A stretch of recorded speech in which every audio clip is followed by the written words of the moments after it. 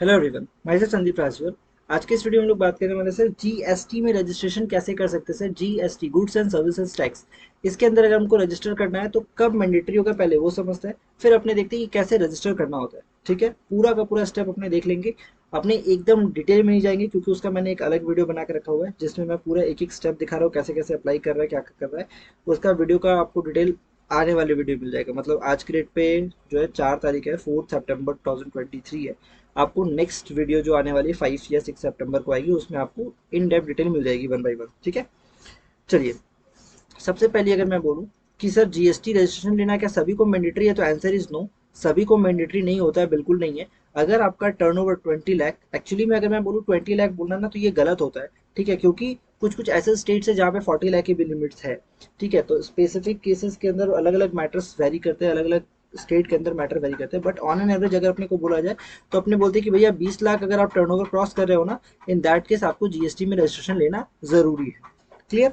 अब तुम बोलो कि भैया गवर्नमेंट को कैसे पता चलेगा कि आप रजिस्ट्रेशन में 20 लाख का टर्नओवर क्रॉस कर रहे हैं। भाई देख, तुम जो भी कर रहा है काम, आप आईटीआर फाइल कर रहे हो, आप आरओसी में फाइलिंग कर रहे हो, हर जगह आपका फाइलिंग हो रहा है, तो कैसे नहीं पता चलेगा कि भाई जीएसटी में आप एप्लीकेबल हो, फिर भी आप रजिस्टर नहीं कर रहे हो। इन केस अगर आप रजिस्टर नहीं करते हो तो जिस दिन पकड़े जाओगे उस दिन लाइबिलिटी एसेस कर दी जाएगी, इतना आपको टैक्स पे करना होगा, उतना आपको पेमेंट करना होगा। उसमें कोई रिलैक्सेशन नहीं मिलेगा। क्लियर। अब देख लेते हैं रजिस्टर कैसे करते हैं। सबसे पहले जीएसटी के पोर्टल पे आना है। एकदम सिंपल सा पोर्टल है, बहुत इजी और बहुत ही ज़्यादा यूज़र फ्रेंडली इसमें इन्होंने पोर्टल को बनाया है, बहुत ज़्यादा यूज़र फ्रेंडली। सबसे पहले आपको सर्विसेज के अंदर आना है, रजिस्ट्रेशन, न्यू रजिस्ट्रेशन पे क्लिक कर लेना है। क्लियर। अब न्यू रजिस्ट्रेशन पे जब जाओगे ना, वेट, जाओगे तो आ रहे हो। अब यहाँ पे आपको चूज करना है न्यू रजिस्ट्रेशन या टीआरएन नंबर। ठीक है, अब टीआरएन नंबर क्या होगा, जब आप न्यू रजिस्ट्रेशन के लिए चले जाओगे, फाइल वगैरह करोगे, तो आपको टीआरएन वगैरह, टेम्पोररी रेफरेंस नंबर वगैरह बहुत कुछ मिल जाता है। इन दैट केस आप डाल के प्रोसीड करके चेक कर पाओगे, कुछ एडिट फिडिट मतलब जो भी आ जाता है वो सब आप कर पाओगे। बट न्यू रजिस्ट्रेशन के लिए आपको सिंपल न्यू रजिस्ट्रेशन पे क्लिक करना है। आई एम, आप कौन से हो, टैक्स प्रैक्टिशनर हो क्या हो, तो आप क्या हो, टैक्स पेयर हो। ठीक है, अपना स्टेट चूज करो, जैसे मैं वेस्ट बंगाल में रहता हूँ। डिस्ट्रिक्ट, मैं क्लाइंट का डिटेल आपको दिखा नहीं सकता हूँ इसलिए कोई उपाय नहीं है मेरे पास। सही, मैं कोलकाता में रहता हूँ। Legal name of the business, business का लीगल नेम क्या है। So I can say the legal time. And PAN account number क्या है, मैं कुछ डमी सा नंबर डाल रहा हूँ, डोंट वरी, ताकि राइट ना। ईमेल एड्रेस मैं कोई भी डमी सा नंबर डाल दे रहा हूँ। वैसे आपको मेरा ईमेल आईडी पता होगा ही थी। फ़ोन नंबर वैसे तो सभी को पता है। ठीक है, आपको ये कैप्चा डाल देना है 48183। ठीक है, 189183, 4819183, एंड देन आपको प्रोसीड पे क्लिक कर लेना है। जैसे ही आप प्रोसीड पे क्लिक करते हो, अच्छा ये पैन वैलिडेशन वगैरह मांगेगा, ओटीपी आपका वेरीफाई करेगा, एंड फिर आपको प्रोसीड करने बोलेगा। ठीक है, राइट। सो जैसे ही आप अपना ओटीपी वगैरह डालते हो ना, आपको यहाँ पे टीआरएन जनरेट हो जाता है, दिख रहा है यहाँ पे आपको टीआरएन जनरेट हो गया। अब इसके बेसिस पे आप आराम से प्रोसीड कर पाओगे। जब भी मान लो एक बार में पूरा फॉर्म फिलअप नहीं कर रहे हो, तो इन दैट केस बाद में एडिट भी करना है तो आप टीआरएन के बेसिस पे एडिट कर पाओगे। ठीक है, एंड आपका जो टीआरएन है आप एक्सेस कर सकते हो, ट्रैक कर सकते हो, ये आप आराम से देख लो। 15 डेज के लिए मेरा वैलिड है। आपका part B application need to be completed within 15 days. आज से 15 दिन के अंदर मेरे को अगर अपना मैंने ये कंप्लीट नहीं किया जीएसटी का रजिस्ट्रेशन, इन दैट केस ये वाला जो पार्ट ए का रजिस्ट्रेशन तो मैंने रजिस्टर किया है वो ऑटोमेटिक ट्रेस कर दिया जाएगा। क्लियर। तो मैं अपना टीआरएन यहाँ पे सेव कर लेता हूँ क्योंकि मेरे को इसकी बहुत ज़्यादा ज़रूरत पड़ेगी जब तक मेरे को जीएसटी का नंबर नहीं मिल जाता। ठीक है, अभी मैं प्रोसीड कर रहा हूँ। अब मेरे को देखो टीआरएन नंबर बार बार बोलेगा। टीआरएन नंबर दिया, मैं यहाँ पे कैप्चर डालूंगा एंड मैं यहाँ पे प्रोसीड कर जाऊंगा। सिंपल। एक ओटीपी चाहिए होगा जो कि मेरे को मेल पे आया होगा। आपको डेटा सही देना होगा क्योंकि ओटीपी वेरिफिकेशन बहुत ज़्यादा मांगता है यहाँ पे। 97, सॉरी, 4740।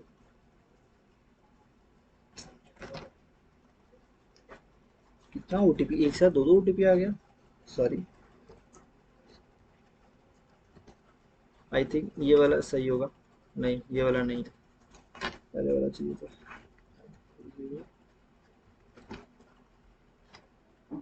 राइट। सो मेरा ओटीपी ले लिया है। अब देखो यहाँ पे ये मेरा डैशबोर्ड खुल गया। डैशबोर्ड में मेरे को एक्शन बटन पे क्लिक करना है एंड ये ड्राफ्ट मेरा मतलब ये पेज खुल जाएगा। अब मेरे को दिख रहा है ये सारा ऑप्शन 1 2 3 4 ये सारा मेरे को फिल करना पड़ेगा। ठीक है, यहाँ पे मैंने अपना फिलहाल अपना ही डिटेल डाला हुआ है ताकि मैं आपको दिखा सकूँ। डोंट वरी, मैं रजिस्टर पे क्लिक नहीं करने वाला है, अपना डीएससी लगा के वेरीफाई नहीं करने वाला हूँ। ठीक है, सबसे पहले आपको ट्रेड नेम देना है। Legal name of the business मैंने अपना नाम दिया है। ट्रेड नेम अगर मैं बोलूँ तो मैं ट्रेड नेम अपना रख सकता हूँ द लीगल टाइम। ठीक है, या फिर स्नॉप्सिस, जो भी मेरा इच्छा करे। Constitution of business select appropriate. अगर आप एक कंपनी है, ठीक है, तो आप प्राइवेट लिमिटेड कंपनी चूज करोगे, पार्टनरशिप हो, प्रोप्राइटरशिप हो, पब्लिक लिमिटेड, जो भी आपका स्टेटस है, जो भी फॉर्म में आप सॉल्व करते हो। ठीक है, एचयूएफ हो, एलएलपी हो, फॉरेन एलएलपी हो, फॉरेन कंपनी हो, कुछ भी हो, कुछ नहीं हो तो अदर्स तो आओगे ना बॉस। सो मैं समझ लो प्रोप्राइटरशिप में कर रहा हूँ। ठीक है, एडिशनल ट्रेड नेम अगर कुछ है देना मैं दे सकता हूँ, अदरवाइज दे दूंगा, चलेगा। Name of the state West Bengal मैंने पहले चूज किया था, कोलकाता पहले चूज किया था। Are you applying for registration as a casual taxable person, तो इसको आपको नो करना है, मतलब ये एज इट इज छोड़ देना है। मतलब इसका मतलब होता है कि भैया कैजुअल टैक्सेबल पर्सन जब कोई नॉन रेसिडेंट इंडियन, बाहर इंडिया के बाहर वाला बंदा इंडिया में आके सोच रहा है कि भाई एक छोटा सा वेंचर करेंगे, 2 3 महीने का एक बिजनेस करके वापस चले जाएंगे, इन दैट केस उनको यहाँ आके अगर रजिस्टर करना है तो उनको कैजुअल टैक्सेबल पर्सन के लिए रजिस्टर करना होता है। ये रजिस्ट्रेशन सिर्फ 90 दिन के लिए वैलिड रहता है, तो मेक श्योर आप इसको यस ना करें। Of for composition, composition scheme पे अगर आप यस कर देते हो, इसका मतलब होता है कि टैक्स आप मतलब सामने वाले बंदे से कलेक्ट नहीं कर पाओगे, आपको कंसेशनल रेट पर टैक्स गवर्नमेंट को पे करने होंगे। ठीक है, आप किसी का टैक्स नहीं काट सकते हो, आप जीएसटी किसी के बिल में नहीं काट सकते हो, तो उसको आपको एज इट छोड़ देना है। रीजन क्या है, अब अगर आप लिमिट क्रॉस करे हो तो crossing the threshold limit. Inter state supply करे हो, मतलब एक स्टेट से दूसरे स्टेट में सप्लाई करते हो, तो मैंडेटरी है रजिस्ट्रेशन लेना। ठीक है, लाइबिलिटी टू पे इन रिसिप्ट ऑफ गुड्स, ये सारा आप अपना देख लो भाई। और मेरे हिसाब से वॉलंटरी बेसिस, अगर आप कुछ नहीं करे हो तो वॉलंटरी बेसिस पे आपका होगा। कमेंसमेंट ऑफ बिजनेस, अब ये आप कैसे डिसाइड करोगे, अगर कंपनी का केस है तो जिस दिन कंपनी इनकॉर्पोरेट हुई है वो डेट डालना है। अगर कंपनी नहीं है, मान लो कंपनी का अगर आपको कमेंसमेंट ऑफ बिजनेस का आपको पता है INC 20 फाइल का इस दिन हुआ था, तो आप वो डेट भी डाल सकते हो। दोनों डेट में कोई भी डेट डालोगे रिजेक्ट नहीं होगा, डोंट वरी। अगर सोल प्रोप्राइटरशिप में है तो आपका ट्रेडमार्क, आपको ट्रेड लाइसेंस मिला होगा, जिस डेट पे ट्रेड लाइसेंस मिला है वो डेट आप डाल सकते हो। ठीक है, कोई ना कोई सपोर्टिंग एविडेंस आपको यहाँ पे डालना पड़ सकता है। तो मैं मान लो आज के ही डेट पे मैंने बिजनेस स्टार्ट किया है। टाइप ऑफ रजिस्ट्रेशन, अब मेरा रजिस्ट्रेशन किस टाइप का होगा। ठीक है, तो मेरा भैया जीएसटी, सॉरी एग्जिस्टिंग रजिस्ट्रेशन अगर कुछ है, तो मेरा कुछ भी एग्जिस्टिंग रजिस्ट्रेशन नहीं है, मैं छोड़ दिया। Next, document for trade name.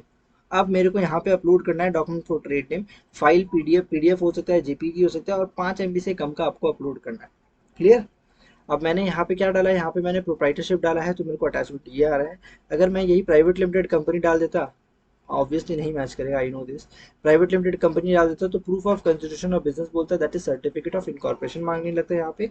और फिर मेरे को एडिशनल ट्रेड नेम मैंने डाला है ना, तो ट्रेड नेम का प्रूफ मांगने लगता है, जिसमें आप एमएसएमई का सर्टिफिकेट अटैच कर सकते हो, विच जो एक्सेप्ट कर लेगा। ठीक है, तो एक सेकेंड, मान लो अगर मैं यही चीज़ कहाँ गया, लिमिटेड लाइबिलिटी पार्टनरशिप भी डालता हूँ, तो अगेन मेरे को यहाँ से पूछा जाएगा भैया कंस्टिट्यूशन सर्टिफिकेट ऑफ इनकॉर्पोरेशन, ये सब चीज़ मांगा जाएगा। चूज फॉर नहीं करना है मेरे को, तो अभी मैं इसको करता हूँ प्रोप्राइटरशिप और आगे बढ़ता हूँ। ठीक है, चलो एक मैं डॉक्यूमेंट अटैच कर लेता हूँ, कोई भी डमी से डॉक्यूमेंट अटैच कर लेता हूँ। डॉक्यूमेंट्स के अंदर भरा हुआ डॉक्यूमेंट है मेरे पास।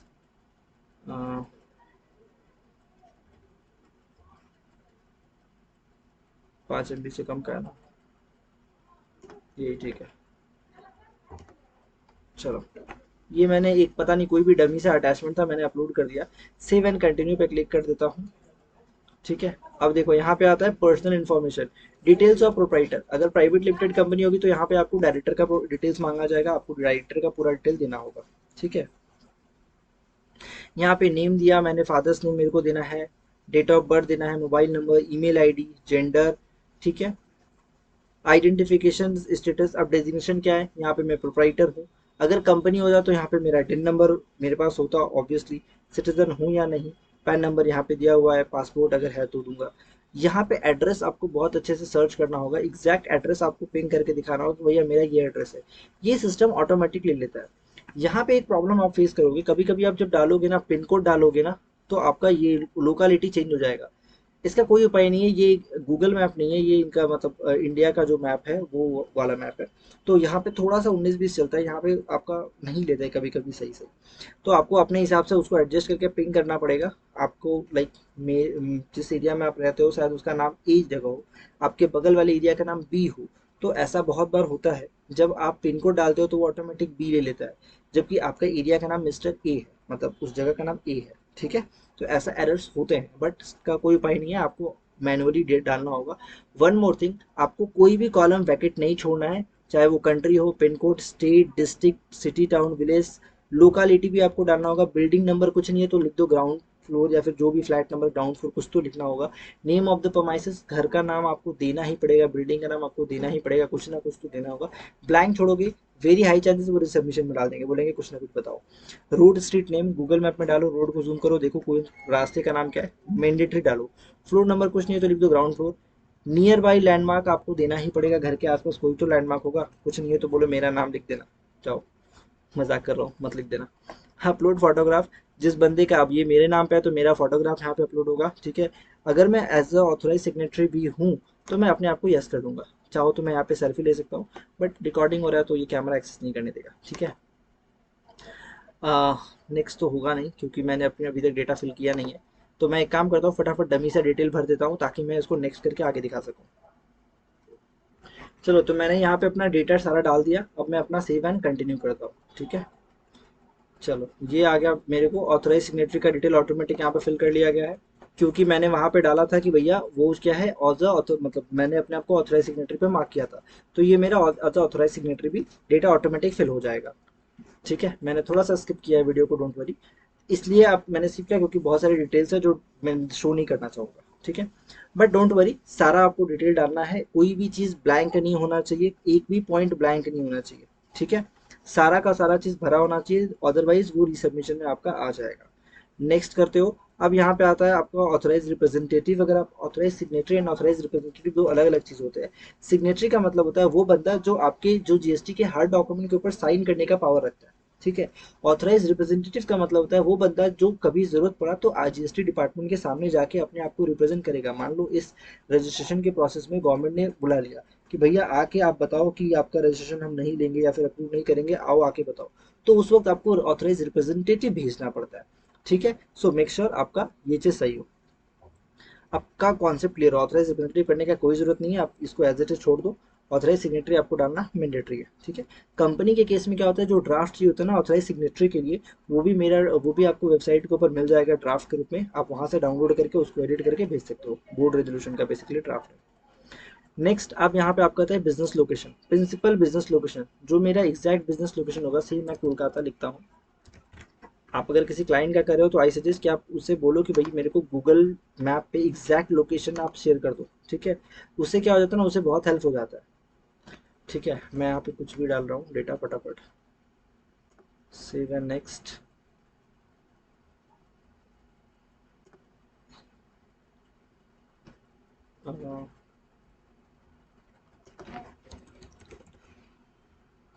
कोलकाता, चलो मान लो मैं इसी जगह को ओके करता हूँ, पता नहीं क्या जगह है, फ्लोर 1। कुछ छूटा है क्या? कुछ भी छूटना नहीं चाहिए, मेक श्योर आपका एक भी चीज़ छूटा नहीं हो।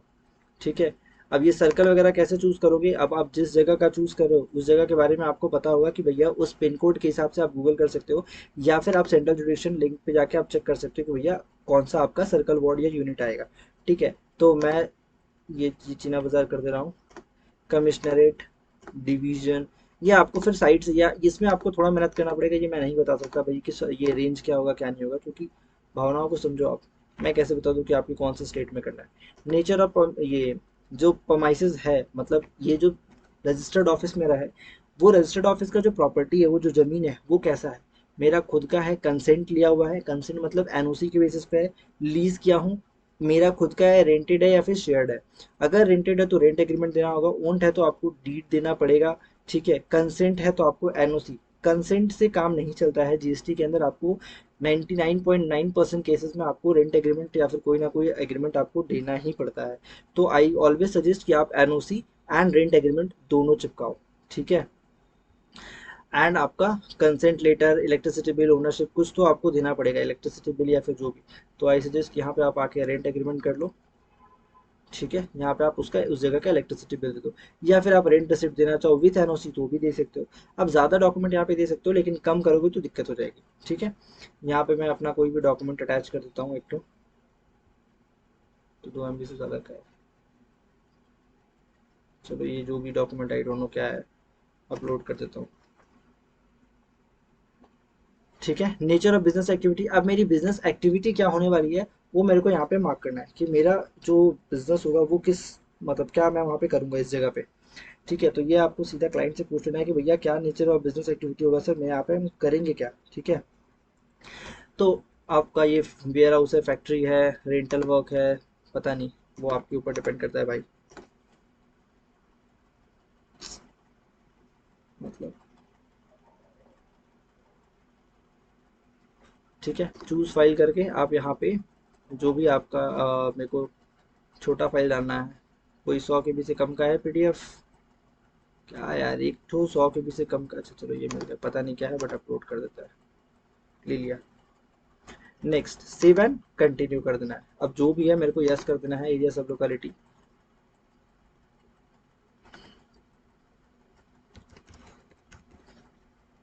चलो अब नेक्स्ट हो जा भाई। ये कभी कभी आता है, अगर बहुत टाइम पे आता है, ठीक है।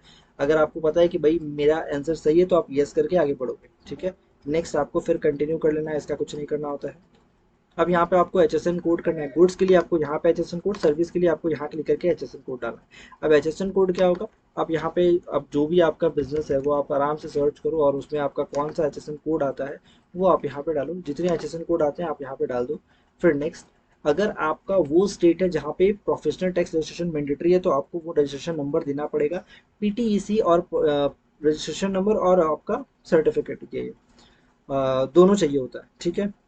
प्रोफेशनल टैक्स एम्प्लॉय कोड, ठीक है, पीटीसी बोलते हैं, and professional tax registration certificate, ये दोनों पीटीआरसी, ये दोनों का दोनों आपको मैंडेटरी है, इसके बिना आपका प्रोसेस नहीं करेगा जीएसटी डिपार्टमेंट। इन केस आपके स्टेट में जीएसटी, आपकी स्टेट में professional tax is mandatory, otherwise चलेगा, ठीक है। मैं अभी कंटिन्यू करता हूँ, जैसे वेस्ट बंगाल में मैंडेटरी है, ठीक है। अब ये देखो मैंने मेरा पूरा डिटेल आ गया, मैंने अपने आप को क्लिक किया और फिर सेव एंड कंटिन्यू करूंगा, रिक्वायर्ड ऑथ, यस। नेक्स्ट एकदम सिंपल सा प्रोसेस है भैया।